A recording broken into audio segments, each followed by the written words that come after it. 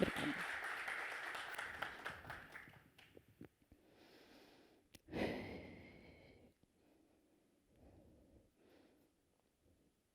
Eu tenho um recorde.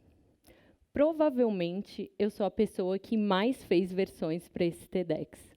Foram 6 textos completamente diferentes. A minha primeira versão foi sobre a minha história pessoal. Eu olhei e me apavorei. A segunda foi sobre empreendedorismo. O povo achou que parecia uma aula. Depois eu ainda fiz uma versão sobre gênero, uma sobre coragem e outra sobre o meu trabalho com impacto socioambiental. E tudo isso, gente, sabe por quê? Porque nesse processo de vir falar aqui com vocês, eu me peguei sentindo uma sensação que eu não sentia há muito tempo. Uma sensação que me acompanhou durante uns anos e eu achei que nem me pertencia mais. A sensação de que eu não posso ser eu mesma, que eu preciso me esconder, que senão as pessoas vão me achar ridícula. Eu sei que é forte, mas é assim que essa sensação vem. E quando eu percebi isso, foi quando a ficha caiu. Essa fala precisa ser sobre a minha história, aquela da primeira versão. Eu venho de 2 famílias rurais muito grandes.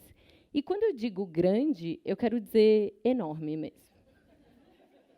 Meus pais prosperaram graças aos esforços que os meus avós fizeram para que eles pudessem estudar. Então, lá na minha casa, a gente só tinha um lema: estudar, estudar, estudar, estudar, para depois arrumar um emprego estável, muito bom. Lá em casa também, essa história de que menina é mais tranquila nunca funcionou. Desde criança, eu sou muito inquieta e quando eu cismo com algo, eu vou até o fim. Eu lembro que quando eu tinha 7 anos, eu e a minha família, a gente foi num baile de carnaval.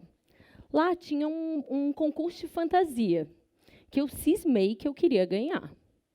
Mas, assim, as pessoas tinham caprichado muito na fantasia. A minha até que era bonita, mas não tinha muita chance. Mas eu pensei, será que se eu dançar muito, eles podem me notar e eu ganhar esse concurso? E assim eu fiz. Eu dancei tanto, pulei, brinquei, que no fim eu não ganhei o concurso de fantasia. Que ele era sobre a fantasia, né? Não tinha nada a ver com isso. Mas eles criaram um outro prêmio de mais animada só para me dar e reconhecer todo o meu samba no pé. E assim eu fui, gente, levando a vida me levando, sempre muito sapeca e, como meu pai gosta de dizer, tinhosa. Que na gíria, quem é teimosa, arteira, mas no dicionário também é quem é obstinado e não desiste dos seus objetivos. Quando eu tinha 10 anos, a gente se mudou de São Miguel do Oeste, no extremo oeste de Santa Catarina, para São José, na Grande Florianópolis. Eu lembro que no ano dessa mudança, a minha mãe levou eu e o meu irmão na Universidade Federal de Santa Catarina para passear e falou assim: meus filhos, é aqui que vocês vão estudar. Eu com 10, ele com 12, imagina a pressão. E essa mudança, ela foi um divisor de águas na minha vida. Saí de uma cidade pequena, do interior, para uma cidade maior, perto da capital, onde tudo era diferente, inclusive o formato de educação. Na primeira semana de aula, a gente teve prova oral de tabuada. Aquela que a professora chegava e falava uma equação, tipo 7 vezes 8, e um aluno precisava dizer em voz alta a resposta. Acontece que, na minha antiga escola, a gente ainda não tinha aprendido a tabuada. Toda vez que chegava a minha vez, a minha mão tremia, a minha garganta embargava e eu ficava muito nervosa. Eu pensava, não basta ser aluna nova do interior, tem que ser a que não sabe matemática? E toda vez que eu errava, que eram todas as vezes, porque eu não sabia tabuada, eu sentia uma vergonha infinita. Na época também, eu sofri por causa dos meus costumes e sotaque diferente. Então, lá no interior, a gente fala gente, capaz, piar. E lá perto no litoral, a gente tem um sotaque bem rapidinho, né, querido? Não tem? E isso, para criança, é prato cheio de bullying. Eu não tinha ferramentas para lidar com o que estava acontecendo comigo, nem para contar para os meus pais. Mas de uma coisa eu sabia: Eu não queria mais passar por aquilo.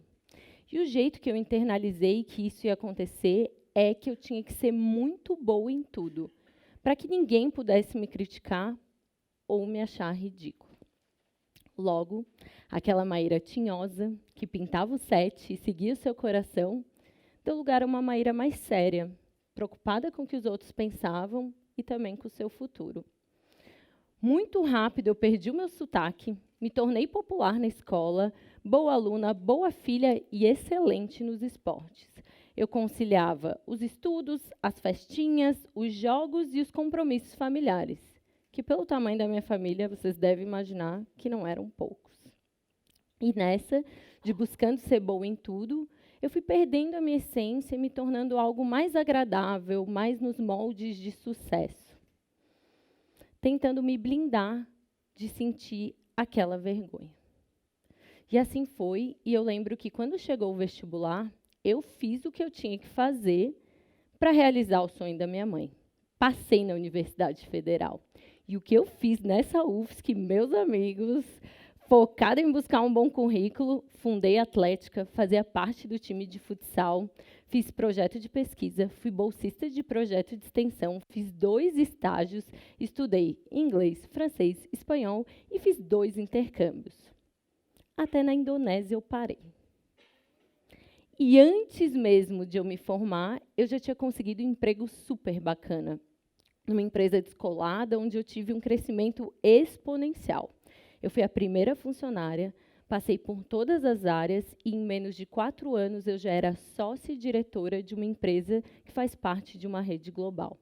Eu tinha um time incrível. A gente criava metodologias que impactavam a vida de pessoas no Brasil inteiro. Ou seja, eu estava criando uma carreira de sucesso, invejada por muitos e muito motivo de orgulho dos meus pais. Mas a gente não esconde quem a gente é por muito tempo.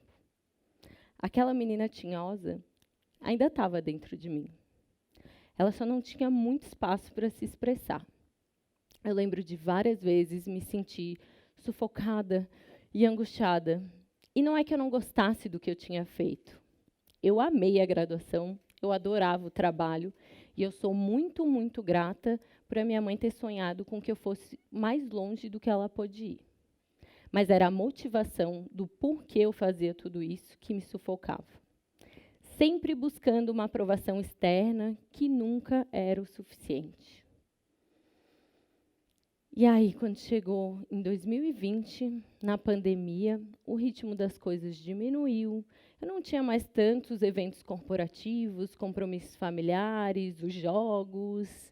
E, de repente, abriu um espaço dentro de mim, para que eu pudesse olhar para algo que já estava gritando aqui dentro. Eu estava exausta. Exausta de tentar ser boa em tudo. Exausta do excesso de trabalho.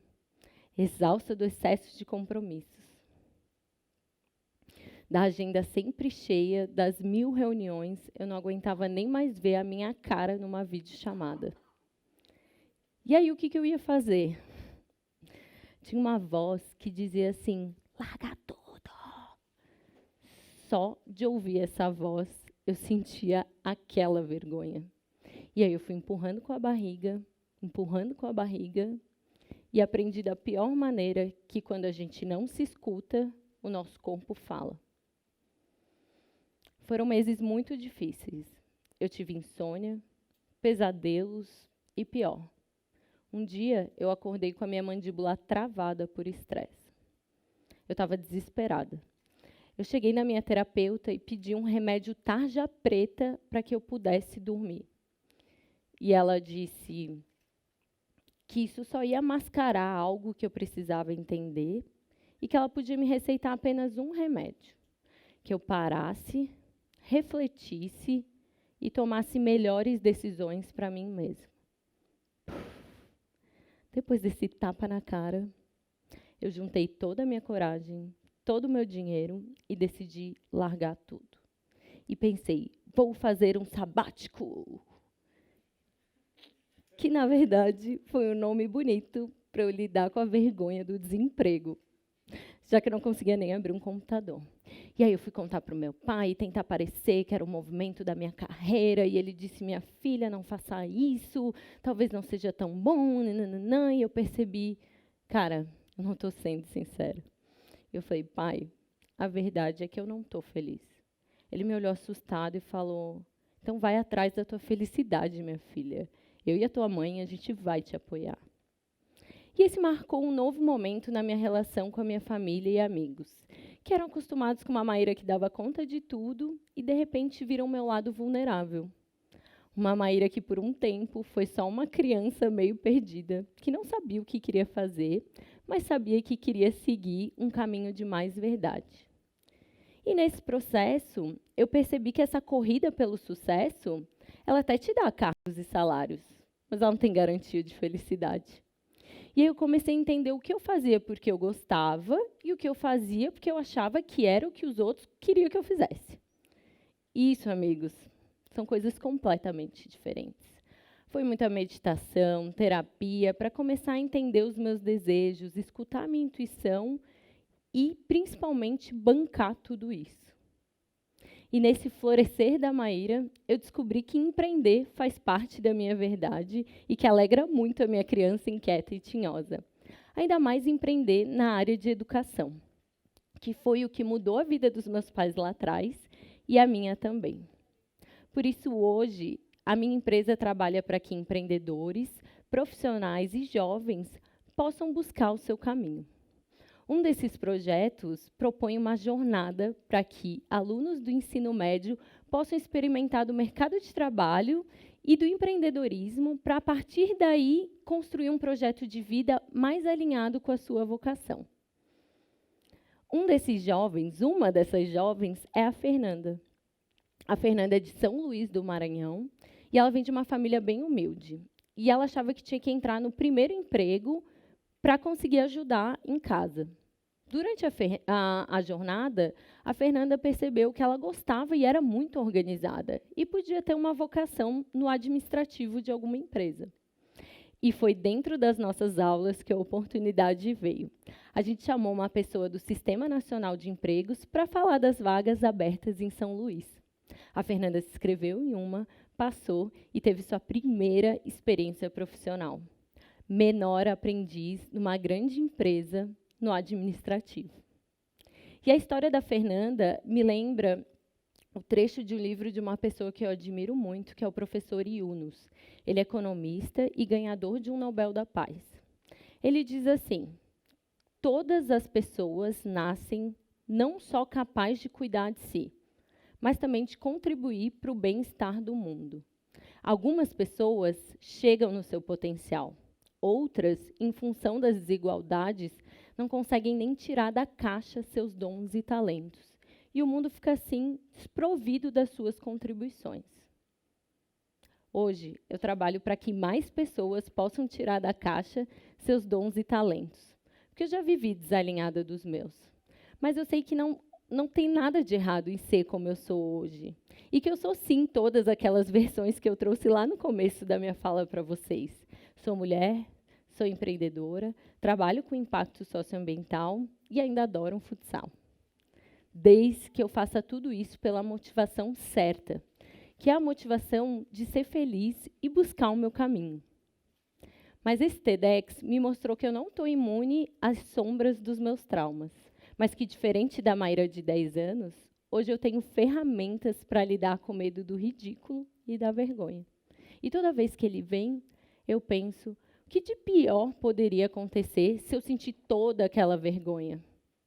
E eu penso que pior mesmo do que alguém me achar ridícula é eu deixar de fazer alguma coisa que eu gosto, que é importante para mim, com medo da opinião dos outros. E nessa eu vou tentando ser mais eu em todos os ambientes, inclusive no profissional.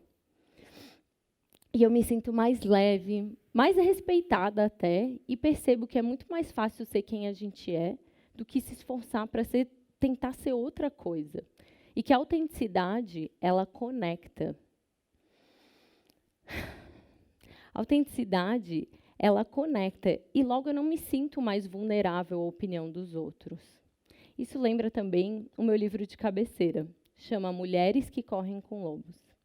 Nesse livro tem uma frase assim, Ser forte não significa desenvolver e exercitar seus músculos. Ser forte significa conhecer a própria luz e sustentar o que sabemos sobre nós.